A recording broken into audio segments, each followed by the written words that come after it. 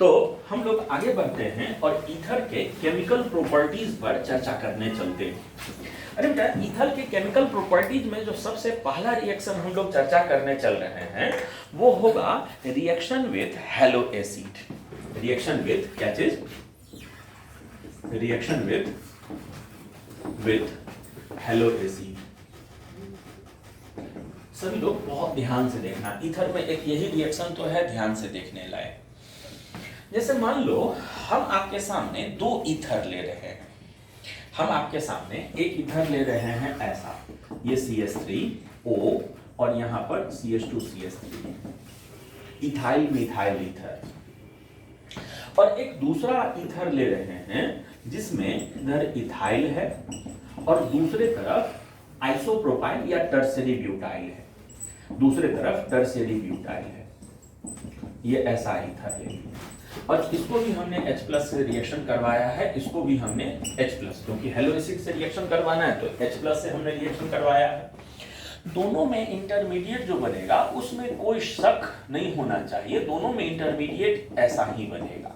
Oxygen पर positive charge develop होने से रिएक्शन का शुरुआत होगा, ये OH, ये प्लस, और ये यहाँ पर टर्शियरी ब्यूटाइल ग्रुप लगा हुआ है। अब सुनो यहाँ क्या होता है, जानते हो बेटा? यहाँ पर क्या होता है कि ये प्लस चार्ज डेवलप होने के बाद इस ऑक्सीजन ने इस कार्बन को भी और इस कार्बन को भी कहा कि हमारी हालत बहुत अच्छी नहीं है, हम पर पॉजिटिव चार्ज आ गया है, आपको इलेक्ट्रॉन क्लाउड पुश करना होगा, या तो अपना इलेक्ट्रॉन परमानेंटली देकर निकलिए और नहीं तो इलेक्ट्रॉन क्लाउड पुश करना होगा। ठीक है, इसने भी यहां वैसा वैसा संवाद पहुंचा दिया उस तक। यहां पर दोनों ने हाथ खड़े कर दिए कि भाई हम कार्बोकैटायन के रूप में निकलने में सक्षम नहीं है, क्योंकि हम कार्बोकैटायन के रूप में ज्यादा स्टेबल नहीं है। यहां इसने तो कहा कि भाई हम कैसे निकलेंगे, लेकिन इसने कहा कि ऑक्सीजन सुनो, तुम अपना धमकी अपने पास रखो, हम कार्बोकैटायन के रूप में बहुत स्टेबल हैं, तुम ज्यादा इलेक्ट्रोनेगेटिव हो, तुमको इलेक्ट्रॉन का ज्यादा भूख लगा है, तो लो इलेक्ट्रॉन, हम यहां से निकलते हैं। तो यहां पर अच्छा सुन एक बात, क्या अभी हम जैसे समझाएं कि उसने कहा तो उसने ऐसा जवाब दिया, क्या ये सब होता होगा? ये ऑक्सीजन से उसको कुछ कहता होगा? असल में यहाँ पर जो ये चीजें हैं ऐसे कि आपका ध्यान यहाँ अट्रैक्ट रहे, आपका ध्यान इसमें लगा रहे, इसलिए ऐसे बोलते हैं। ऐसा वैसा हकीकत में होता नहीं है, होता क्या है वो सुनो, एग्जैक्टली जो होता है वो सुनो। यहाँ प्लस चार्ज डेवलप हुआ, प्लस चार्ज डेवलप होने के बाद सॉल्वेशन होगा, सॉल्वेशन के कारण एनर्जी जनरेट होगा, और जो बॉन्ड कमजोर होगा वो टूट जाएगा, जो बॉन्ड कमजोर होगा वो टूट जाएगा। यहाँ कोई भी बॉन्ड इतना कमजोर नहीं था कि सॉल्वेशन के कारण क्या हुआ, टूट गया। यहाँ पर ये कार्बोकैटायन बॉन्ड बनने के बाद बना चीज अगर स्टेबल हो तो बॉन्ड एनर्जी थोड़ा कम होता है, यहाँ ये बॉन्ड थोड़ा कमजोर है, इसके सॉल्वेशन के कारण इतना एनर्जी निकल गया कि ये बॉन्ड यहाँ क्या हो गया, टूट गया। ये चीज असल में होता है, ध्यान दिए, जो बात हम बोले वो ध्यान दिए थे सभी लोग। यहाँ असल में होता ये चीज है, लेकिन आपका ध्यान बनाए रखने के लिए उसने कहा, उसने जवाब दिया, ऐसे करके बोलते हैं। तो यहाँ अगर ये बॉन्ड डिसोसिएट हो गया तो ये क्या चीज में बदल जाएगा, देखो तो ये बदल जाएगा, ये यहाँ बदल जाएगा, इधर वाला अल्कोहल कैसा, CH3 CH2OH, और उधर वाला चीज क्या चीज, ये C पर प्लस, और यहाँ लगा हुआ ये CH3, सॉरी ऐसा CH3, ये चीज बना हुआ। अरे अब क्या होगा, अब हमने यहाँ पर किया क्या था, हमने हैलो एसिड लिया था ना, ये H+ कहाँ से आया था, तो मान ले HCl से आया था, तो अब ये Cl- जो बचा हुआ है वो यहाँ आकर अटैक करेगा, ये जो Cl- बचा हुआ है वो Cl- यहाँ आकर अटैक करेगा, और इसको क्या चीज में बदल देगा, बोलो, इसको बदल देगा इस तरह के 3 डिग्री हैलाइड में बदल देगा। ये CH3, ये CH3, ये CH3, इसको 3 डिग्री हैलाइड में बदल दिया। यहाँ के हालात अब देखो क्या क्या हुआ, यहाँ पर क्या होगा, यहाँ पर दोनों ने कहा कि भाई हम जो हैं वो आयोनाइज करवाने में सक्षम नहीं है। तो ठीक है, ये इसी रूप में रहना पसंद किया, लेकिन इस रूप में आखिर कब तक रहेगा? यहाँ पर SN1 मैकेनिज्म से रिएक्शन हुआ है, यहाँ जो रिएक्शन हुआ है वो कौन सा, चूंकि कार्बोकैटायन बन गया है तो SN1 हुआ है, यहाँ पर कोई कुछ नतीजा निकल ही नहीं रहा था। तो Cl- ने कहा कि भाई तुम्हारे बॉन्ड इस बॉन्ड के पीछे वाला लो, और यहां भी इस बॉन्ड के पीछे वाला लो, देखो इस ऑक्सीजन पर जब पॉजिटिव चार्ज आया तो ये बॉन्ड का इलेक्ट्रॉन क्लाउड खींच लिया होगा अपने तरफ, जिसके कारण इस बॉन्ड के पीछे वाले लोब पर कैसा चार्ज होगा, तो पार्शियल पॉजिटिव चार्ज होगा। तो यहाँ पर SN2 मैकेनिज्म होने लगता है। यहाँ पर कैसा मैकेनिज्म होने लगता है, SN2 मैकेनिज्म। तो ही लोग बताओ, अगर कहीं पर SN2 मैकेनिज्म हो, क्लोरीन कहाँ अटैक करना ज्यादा फेवर करेगा, कम हिंडर्ड वाले पर कि हल्का सा जहां हिंड्रेंस है वहां पर। तो ये Cl- ये बनने के बाद Cl- बैक साइड से यहाँ आकर अटैक करेगा और इसको यहाँ से क्या कर देगा, रिप्लेस कर देगा। अरे बेटा, तो इसका प्रोडक्ट जो बन गया वो क्या बन गया, CH3Cl प्लस इधर के तरफ जो बन गया वो क्या बन गया, CH3CH2OH। CH3CH2OH बन गया है, ये इतना ऐसा चीज बन गया है। थोड़ा सा दोनों रिएक्शन को अपना मुंह कान सीधा रखते हुए, आप वैसे ही बहुत अच्छे लगते हैं, बोगला की तरह टेढ़ा मत होइए। ये इसने दोनों प्रोडक्टों को ध्यान से देखिएगा। देखो यहाँ क्या हुआ है, यहाँ जो छोटा वाला अल्काइल था वो अल्काइल हैलाइड में, अब बड़ा वाला अल्काइल अल्कोहल में। जबकि नीचे वाले का कंडीशन ध्यान से देखो, जो छोटा वाला है वो बदला है क्या चीज में, अल्कोहल में, और जो बड़ा वाला है वो बदला है अल्काइल हैलाइड में। तो दोनों में तो उल्टा हो रहा है। तो अब इसको समराइज एक लाइन में कैसे करें, तो ऐसे कर सकते हैं कि अगर रिएक्शन SN2 तरीके से हो रहा हो, अगर हेलो एसिड के साथ रिएक्शन SN2 तरीके से मैकेनिज्म से हो रहा हो, तो जो स्मॉलर अल्काइल होगा वो अल्काइल हैलाइड में बदल जाएगा। लेकिन रिएक्शन अगर SN1 तरीके से हो रहा हो तो जो बड़ा वाला होगा वो अल्काइल हैलाइड में बदला करेगा। ये इतना बात समझ में आ गया सभी लोगों को। अरे बेटा, बात यही नहीं खत्म करना है, इसके बाद हमको 3-4 लाइन इसी रिएक्शन में और कहना है। पहले ये चीज समझ में आ गया कि दोनों तरफ में मैकेनिज्म पर डिपेंड करता है कि कौन अल्काइल हैलाइड में बदलेगा और कौन अल्कोहल में बदलेगा। ठीक है, अब सुनो अगला लाइन हमको क्या कहना है। अगला लाइन कहने के लिए बोर्ड पर हमको थोड़ा सा जगह चाहिए, तो ऊपर वाले को हम मिटा रहे हैं, ऊपर वाले को हम मिटा रहे हैं। सुनो बेटा, अगर कहीं पर बना बनाया अल्कोहल हो, अगर कहीं अल्कोहल बना हुआ हो, उस अल्कोहल को भी अगर हेलो एसिड के साथ रिएक्शन करवा लो, तो ये भी तो H यहाँ अटैक करके इसको वाटर के रूप में बाहर Cl को वहां अटैक करवा कर और ये RCl प्लस H2O हो जाएगा। देखो तो मेरा कहना है कि हम कोई भी ईथर ले लें, कुछ भी हो, इन जनरल लिख रहे हैं, और इसको हेलो एसिड एक्सेस से रिएक्शन करवा दे, हेलो एसिड एक्सेस से रिएक्शन करवा दे, तो शुरुआत में क्या होगा, कोई एक भाग अल्काइल हैलाइड और दूसरा भाग अल्कोहल, या ये अल्कोहल ये अल्काइल हैलाइड। लेकिन जो भी अल्कोहल बना है वो अगर HCl हमारा और बचा हुआ रहे, HCl अगर और बचा हुआ रहे, बना हुआ अल्कोहल फिर से HCl के साथ रिएक्शन करके, तो अगर एक्सेस ऑफ हेलो एसिड अगर ले लें तो दोनों का दोनों पार्ट अल्काइल हैलाइड में ही बदल जाएगा। दोनों का दोनों पार्ट बदल जाएगा क्या चीज में, माने ये RCl प्लस R-Cl प्लस ये H2O में हो जाएगा। अगर हेलो एसिड एक्सेस में रहे ना तो फिर दोनों का दोनों पार्ट को क्या चीज में बदल देना है, अल्काइल हैलाइड में बदल देना है। इतना बात समझ में आ गया। अरे इसी रिएक्शन में एक चीज और बताना है हमको, एक चीज और बताना है, उसके लिए फिर से जगह चाहिए, तो फिर से इसको मिटा रहे हैं। सुनिए, जैसे मान लो कहीं पर ऐसा ईथर दिया हुआ है जिसमें एक तरफ एलाइलिक ग्रुप जुड़ा हुआ है, ये ऐसा ईथर दिया हुआ है, ठीक है, ऐसा हो, या ये भी चोल्वे CH3 CH double bond CH, ये ऑक्सीजन और ये CH3, ये भी वही चीज है, दोनों में एक ही बात होगा। देखो, अगर ईथर में ऑक्सीजन के बगल वाले सेंटर पर, अगर ईथर में ऑक्सीजन के बगल वाले सेंटर पर मल्टीपल बॉन्ड है, तो फिर क्या होगा, फिर होगा ये कि इसके लोन पेयर और इसके डबल बॉन्ड में अक्सर रेजोनेंस हुआ करेगा। ये double bond single bond lone pair, यहाँ क्या हुआ करेगा, रेजोनेंस।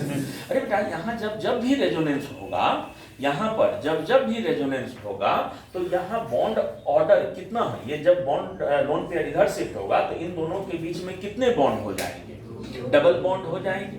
डबल बॉन्ड हो जाएंगे तो आपको लगता है कि ये कभी टूट पाएगा, ये कभी डिसोसिएट हो पाएगा ऐसा लगता है? ध्यान दिए, हम जो बात बोले वो ध्यान दिए थे सभी लोग? बेटा इनको अगर हेलो एसिड से रिएक्शन करवाओगे ना, इनको अगर हेलो एसिड से रिएक्शन करवाओगे तो हर बार ये वाला जो पार्ट होगा वो वाला पार्ट जो होगा वो अल्काइल हैलाइड में बना करेगा। बात समझ में आया? इसका हाइड्रोलिसिस, इसका ये जो प्रोडक्ट हो जाएगा वो कैसा हो जाएगा? इसका इधर वाला जो प्रोडक्ट हो जाएगा वो क्या हो जाएगा बोल दो? ये इधर वाला प्रोडक्ट जो हो जाएगा ये OH और प्लस इधर क्या चीज CH3Cl। इसका जो प्रोडक्ट हो जाएगा वो क्या हो जाएगा बोलो? इसका जो प्रोडक्ट हो जाएगा वो CH3CH डबल बॉन्ड CH क्या चीज OH और प्लस क्या चीज CH3Cl। अरे ये ऐसा ही रह जाएगा। ध्यान से देख तो ये इनॉल फॉर्म दिख रहा है, डबल बॉन्डेड कार्बन पर ही OH है, इनॉल फॉर्म नहीं दिख रहा है। इनॉल फॉर्म दिख रहा है तो ये तुरंत टॉटोमेराइज होकर क्या चीज में कन्वर्ट हो जाएगा? यह तुरंत टॉटोमेराइज होकर कन्वर्ट हो जाएगा क्या चीज में? ये एल्डिहाइड में ये हाइड्रोजन यहां मूव करके ये CH2 ये C डबल बॉन्ड OH में कन्वर्ट हो जाएगा। तो हेलो एसिड से रिएक्शन में इस तरह का अगर दिया हुआ हो ईथर, उसमें क्या करना है ये बात समझ में आ गया? आगे बढ़े हम लोग। अरे ईथर में एसिड के साथ रिएक्शन के बाद एक और रिएक्शन है जो थोड़ा इंपॉर्टेंट है। वो रिएक्शन क्या है उस पर भी ध्यान देना सभी लोग। मिटा रहे हैं इसको? मिटा ना? हाँ। और जितने भी लोग हैं अभी क्लास में सामने अवेलेबल, उन सभी से इस लेक्चर में जितना भी चीज बताए हैं किसी न किसी से पूछेंगे जरूर। और जब पूछें और नहीं जवाब आया तो अच्छा ना होगा। वैसे हम किसी को डांटते उठते नहीं हैं। सुनिएगा सभी लोग ध्यान से सामने। जानते हो ईथर का भी यूज किया जाता था एनेस्थेटिक एजेंट के रूप में। ईथर भी एनेस्थेटिक होता है, माने ईथर सुंघा दिया जाए तो भी लोग बेहोश होने लगते हैं। लेकिन ईथर उतना अच्छा एनेस्थेटिक एजेंट नहीं है जितना अच्छा एनेस्थेटिक एजेंट होता था क्लोरोफॉर्म। ईथर का यूज कंटिन्यूअसली काफी देर करने पर मरीज बेहोश होता था। तो क्लोरोफॉर्म में तो दिक्कत ये था कि क्लोरोफॉर्म को थोड़ा सा भी ऑक्सीजन मिल जाए तो फॉस्फीन बन जाता था, पॉइजनस हो जाता था।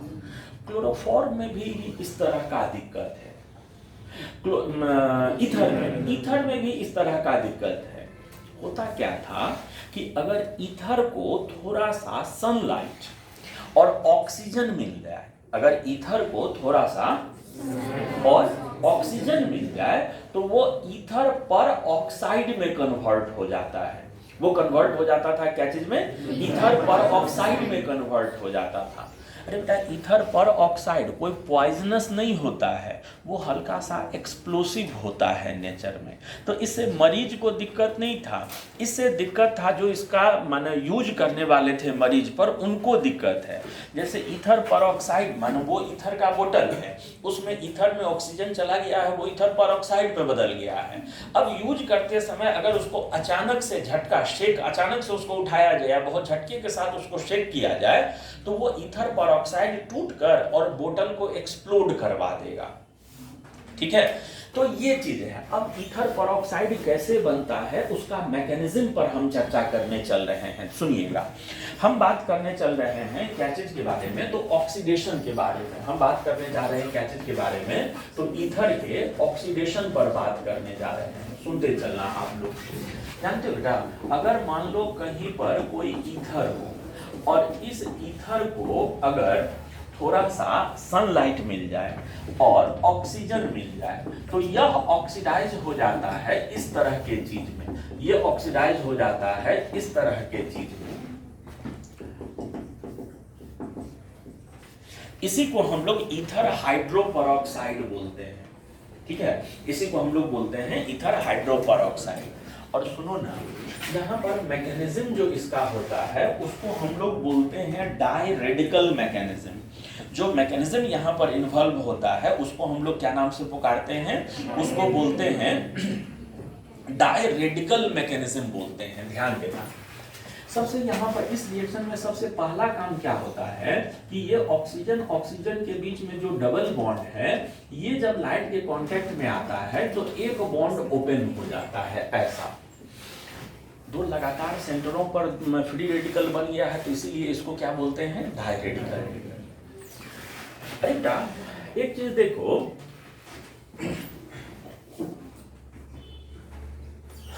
ये डाई रेडिकल जाकर इस मॉलिक्यूल, हमने जो हमारा बर्तन है उस बर्तन में या तो ईथर है या तो ऑक्सीजन है, यही दोनों चीज वहां मौजूद है। लाइट के कांटेक्ट में आते ही ये ऑक्सीजन इस तरह के डाई रेडिकल में बदल गया। तो ये डाई रेडिकल क्या करेगा, जाके ईथर मॉलिक्यूल के साथ जाकर कोलाइड करेगा। अब आप लोग जानते हो, एक चीज हम पहले भी बोले हुए हैं कि वह बॉन्ड कमजोर होता है जिस बॉन्ड के टूटने के कारण बनने वाला फ्री रेडिकल स्टेबल हो। वह बॉन्ड कमजोर होता है जिस बॉन्ड के टूटने के कारण बनने वाला फ्री रेडिकल स्टेबल हो। ठीक है, आप लोग बताओ, इस दोनों में अगर फ्री रेडिकल बनाने का चांस हो तो कौन सा कार्बन फ्री रेडिकल बनाएगा? या यूं सवाल क्वेश्चन ऐसा कि इसके कार्बन हाइड्रोजन बॉन्ड कमजोर होंगे कि इसके कार्बन हाइड्रोजन बॉन्ड कमजोर होंगे? देखा, यहाँ अगर फ्री रेडिकल बने तो हाइपर कंजुगेटिव हाइड्रोजन 3, और यहाँ अगर फ्री रेडिकल बने तो हाइपर कंजुगेटिव हाइड्रोजन 2। कौन सा? बीच वाला ही होगा। तो ये जाकर इनके साथ टकराता है और इस पूरे सिस्टम में जो सबसे कमजोर हाइड्रोजन है उसको लेकर निकल जाता है।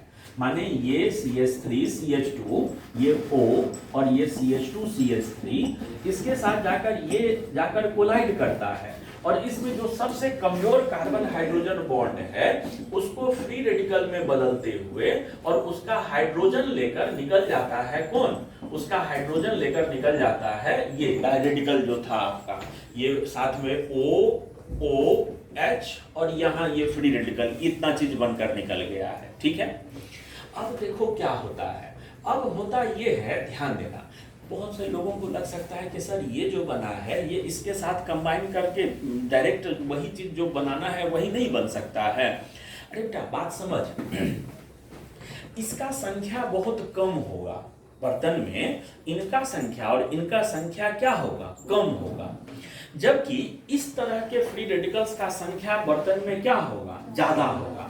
तो इनका इनके साथ कोलाइड करने का चांस ज्यादा है कि इनका इनके साथ कोलाइड करने का चांस है? इनका इनके साथ कोलाइड करने का चांस ज्यादा है। तो यहाँ पर ये जो बना है, ये जो CH3 CH फ्री रेडिकल, ये O, ये CH2 CH3, ये जाकर जब डाई रेडिकल के साथ कंबाइन करता है, डाई रेडिकल के साथ जाकर ये होता है तो ये कन्वर्ट हो जाता है क्या चीज में? CHO और ये O, ये CH2 CH3 में कन्वर्ट हो जाता है। और ये वाला चीज, ये फ्री रेडिकल जाकर अपने ही इनिशियल वाले किसी ईथर के साथ जाकर कोलाइड करता है और उनका हाइड्रोजन लेकर खुद को बदल लेता है इस तरह की चीज में, ये CHOOH और ये O और ये CH2 CH3 में बदल लेता है। याद रखना, यहाँ पर जो मैकेनिज्म इन्वॉल्व होता है, इस मैकेनिज्म को क्या नाम से पुकारते हैं? डाई रेडिकल मैकेनिज्म के नाम से पुकारते हैं। अब इस रिएक्शन से ज्यादा जरूरी बात, अब जो चीज बताने जा रहे हैं, अगला 2 लाइन, दोनों लाइन पर IIT में अलग अलग साल क्वेश्चन पूछा जा चुका है। बहुत ध्यान से सुनिएगा, अगला जो दोनों लाइन बोलने जा रहे हैं वो दोनों लाइन ध्यान से सुनना है।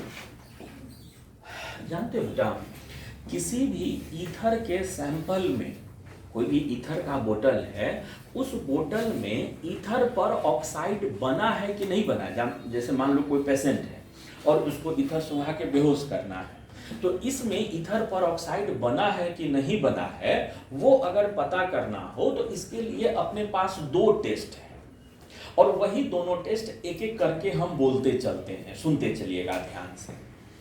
पहला टेस्ट के पीछे जो लॉजिक है वो ये है, ध्यान देना। पहले टेस्ट के पीछे का जो लॉजिक है वो ये कि कभी भी Fe+3 आयन को CNS थायोसाइनेट, ठीक है, उसका नाम क्या चीज? थायोसाइनेट, ये इनको अगर रिएक्शन करने के लिए मिल जाए तो ये चीज बना लेगा, क्या बना लेगा, FeCNS का होल 3। और इस केमिकल का कलर ब्लड रेड कलरेशन होता है, बिल्कुल खून के तरह लाल होता है। FeCNS होल 3 का कलर कैसा होता है, बात समझ में आ गया। अब सुनो, हम लोग करते क्या है, अगर हमको किसी ईथर के बारे में ये चीज पता करना है, अगर किसी ईथर के बारे में ये चीज पता करना है कि उसमें परऑक्साइड बना है कि नहीं बना है, तो हम लोग करते क्या है कि सबसे पहले एक टेस्ट ट्यूब ले लो, उस टेस्ट ट्यूब में ईथर ले लो जो हमको चेक करना है, थोड़ा सा Fe+2 सॉल्ट उसमें घोल दो। कौन सा सॉल्ट घोल दिए हैं, Fe+2, और थोड़ा सा KCNS डाल दो, KCNS डाल दो, ठीक है बेटा।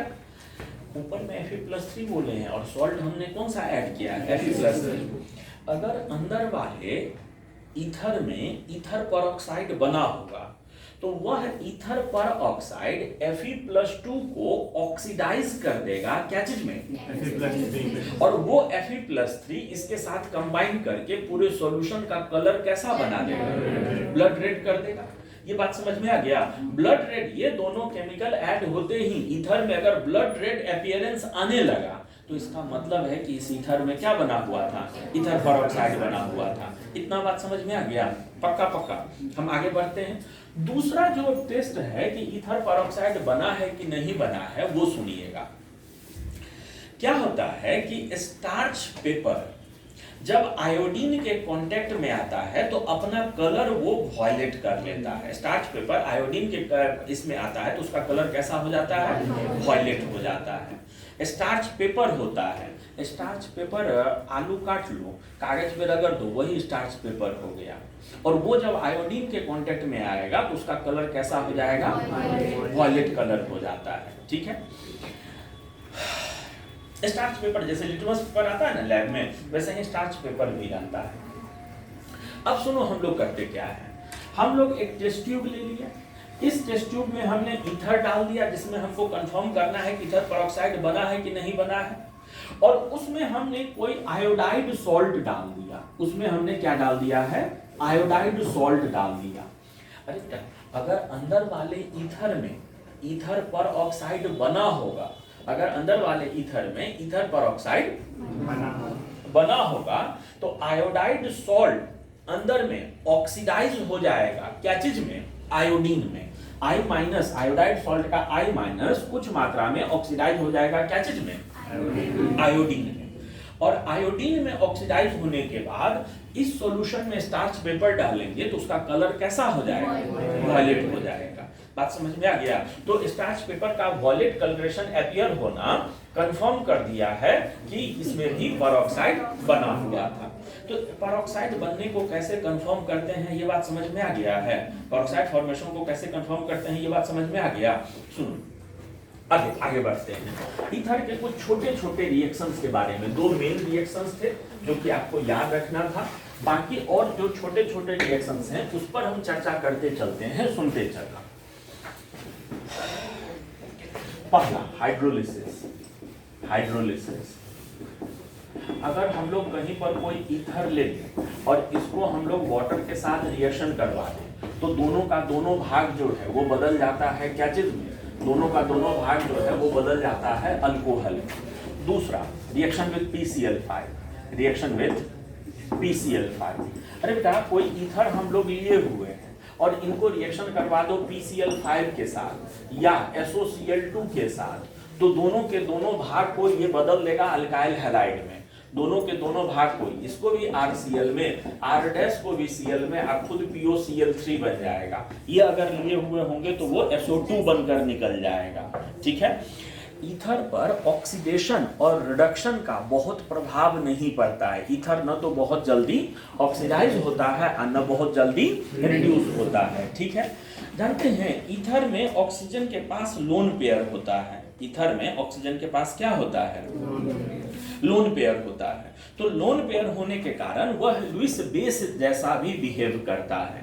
वो बिहेव करता है क्या चीज के जैसा, लुईस बेस के जैसा भी बिहेव करता है। तो एसिड के साथ सॉल्ट भी बनाया करता है, एसिड के साथ क्या बना लेता है, सॉल्ट भी बनाया करता है। ठीक है, तो ये था ईथर के प्रिपरेशन और प्रॉपर्टीज के बारे में हम लोग चर्चा कर रहे थे। यहां हम लोगों का ईथर टॉपिक भी खत्म होता है। ठीक है, हम लोग मिलते हैं अल्कोहल फिनॉल के साथ अगले लेक्चर में।